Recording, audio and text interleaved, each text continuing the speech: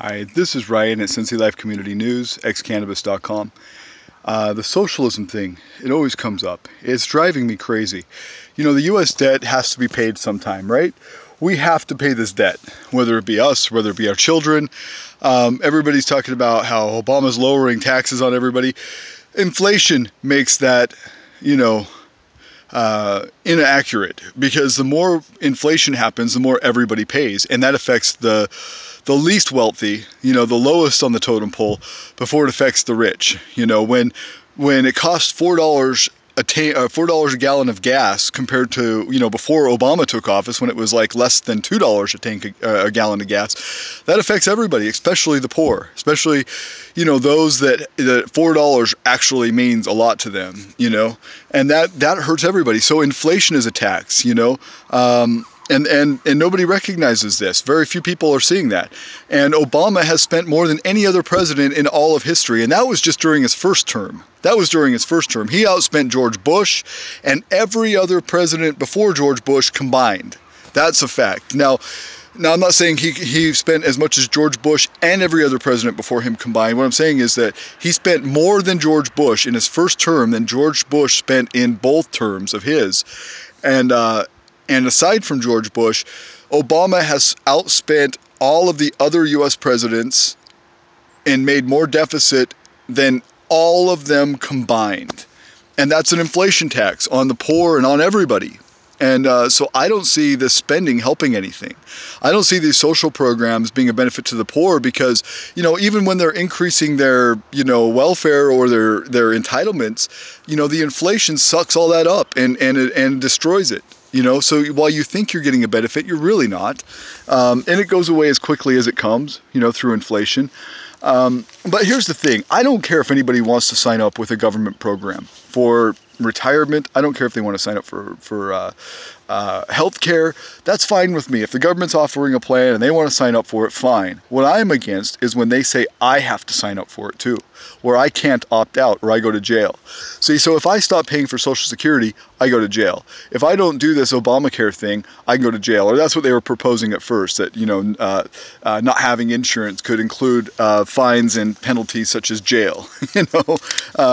Fines alone, I think, is an unconstitutional thing. But I mean, seriously, jail. I think they got that provision out of Obamacare. But here's what I've experienced with insurance. And I was just talking to a neighbor friend today, and they're talking about how other people just don't have insurance and how I'm lucky to even have it. I agree. I'm absolutely blessed. I'm happy to be in the position in life that I'm in. I worked hard for it. I put myself through school. I got off of the streets. I was living under bridges. I was living in the woods. I was living in little caves that I had built, hitchhiking all over the country. I put myself through adult education. I walked there every day, fed myself, took care of my needs. Then I went to college. I just got done paying those student loans. I worked 2 jobs. When I was going to school, I was working at Microsoft and I was working at Pizza Hut delivering pizzas, and I was going to school, and I paid every single penny of my student loans all by myself. Nobody paid that for me. And so yeah, I'm blessed to be able to be in a position where I have insurance. Other people would be hard up. But right now, I'm ready to get rid of my insurance. I mean, when I started working with the place that I'm at, my insurance was about $50 a month. Now I'm paying over $400 a month for it. So the insurance was part of my wage. I had negotiated that with the original contract with the company I worked for.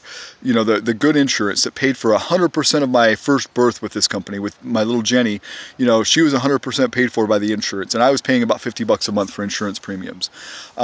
My last baby, IRL, they paid about 40% of our birth, and I paid 60%, and now I'm paying 9 times as much premiums than I was with the first birth through this company.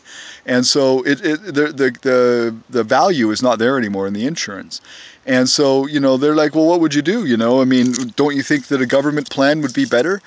And I said, no, my free market response to this is to drop the insurance for my company and go through a different plan. I mean, that's what I've got to do. I can't continue to waste money on a plan that's not going to pay for anything, hardly. And I could just save the money, put it in my bank, and pay for these things with excess left over.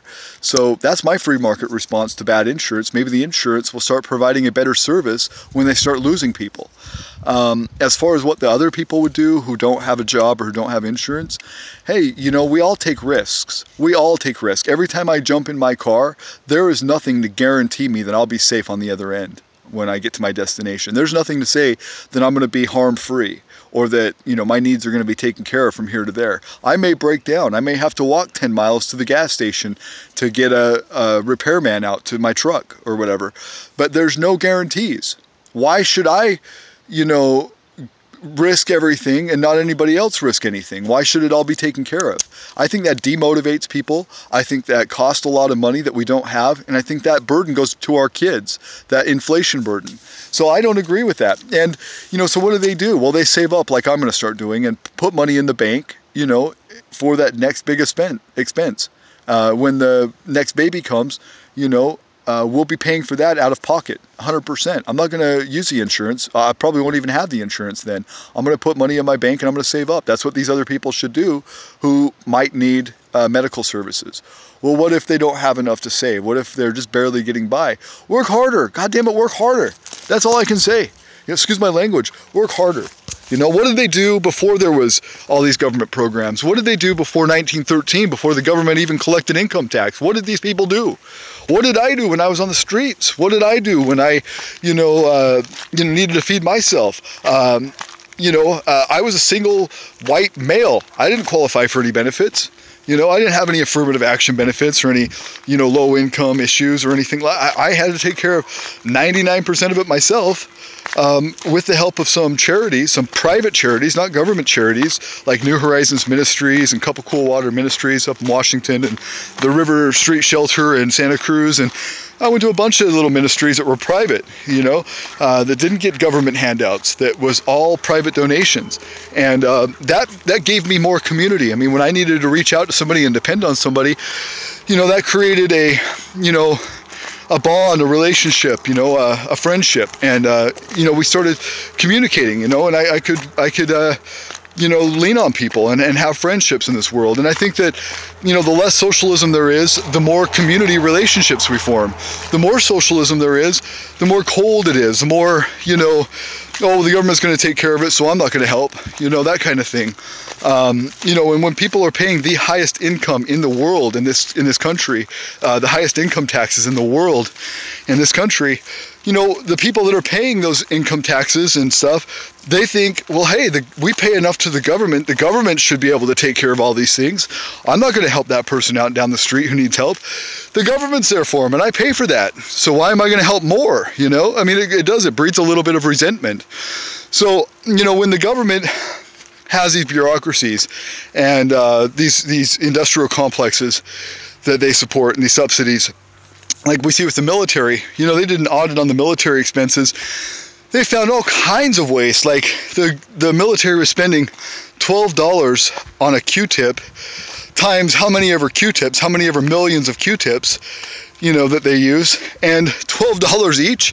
I mean, that's how government spends money. Why would I want to entrust the government with my health care, with something important like that, when they don't spend their money wisely, or my money wisely? They don't spend my money wisely. Why would I allow them to mismanage my money any more than they already do? I just want to opt out. I don't want to disturb the balance for anybody else. Go ahead, keep your government ran crap. Let me opt out. That's all I'm asking. I don't want to pay for your crap anyway. And if I did, I'd do it myself. I would actually go down like I do sometimes to the VA or when we're just downtown, I'd help somebody out. And we like to do that. We help people out during Christmas who are in need. We took one of those angels from the Salvation Army tree and we helped buy Christmas for a kid. We like to help. But when I'm already helping through, high taxes, it breeds a little bit of resentment. Why should I help and then help more and then help more and then help more? And then when I help and people don't appreciate it, why do I continue to help? But if the government wasn't there to take money from me and redistribute it to the people who need help, I guarantee you, me and many, many others, just like it was before we had all these programs, would be more than willing to help and would like to help and would have the assets and the ability to do it. But when the government bleeds us dry and when there's nothing left, there's nothing left. That's all I got to say. Anyway, I think that volunteerism, a voluntary society, is a more peaceful society and a more sustainable society. I think this government force and these social programs that are wasteful, I think they're regressive, and I won't support them. I don't care who it is. I will not support them.